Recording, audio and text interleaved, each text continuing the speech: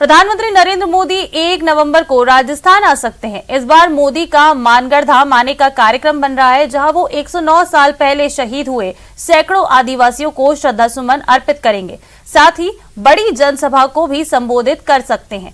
बता दें कि इस जनसभा को संबोधित कर राजस्थान, गुजरात और मध्य प्रदेश के चुनाव में आदिवासी वोटरों को वो संदेश देंगे।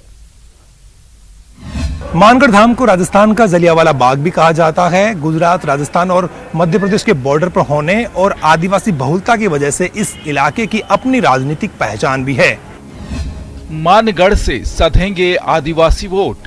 प्रधानमंत्री जी का कार्यक्रम मानगढ़ धाम में होगा निश्चित रूप से। मानगढ़ धाम वो धाम है जहां एक ही दिन में अंग्रेजों की गोली से 1500 भील शहीद हुए थे, इसलिए वो तो बहुत पवित्र स्थल है। राजस्थान, गुजरात, एमपी पर नजर। गुजरात के मुख्यमंत्री रहते हुए उन आदिवासी भाइयों को वहां श्रद्धांजलि के स्वरूप वहां एक शहीद स्मारक का निर्माण कराया। 3 राज्यों की सीमा लगती है, मध्य प्रदेश, गुजरात और राजस्थान। स्वाभाविक रूप से कभी कोई कार्यक्रम बनता है तो उसमें राजस्थान की भूमिका रहेगी।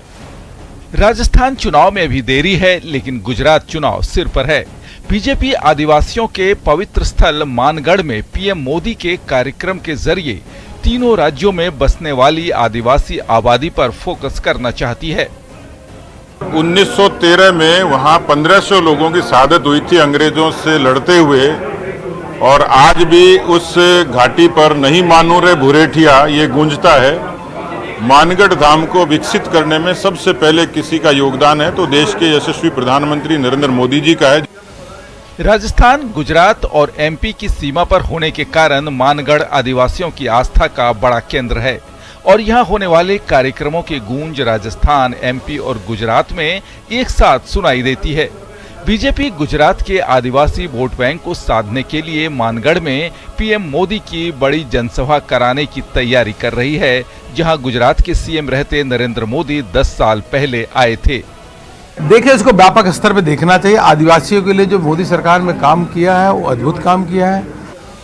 राजस्थान चुनाव में हालांकि अभी वक्त बाकी है, लेकिन बीजेपी उत्साहित है कि पीएम मोदी के हर दौरे से उनका वोट बैंक बढ़ता है और इस बार भी कुछ ऐसा ही होगा।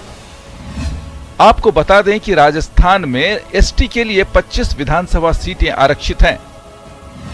हालांकि बीजेपी के पास महज इसमें से 8 सीटें हैं, तो कांग्रेस के पास 13, बीटीपी के पास 2 और 2 सीट अन्य के पास है। वहीं बीटीपी का बढ़ता ग्राफ भी बीजेपी के लिए बड़ी मुश्किल है। बांसवाड़ा, डूंगरपुर, प्रतापगढ़ और उदयपुर ग्रामीण जिले को लेकर बीजेपी ज्यादा चिंतित है।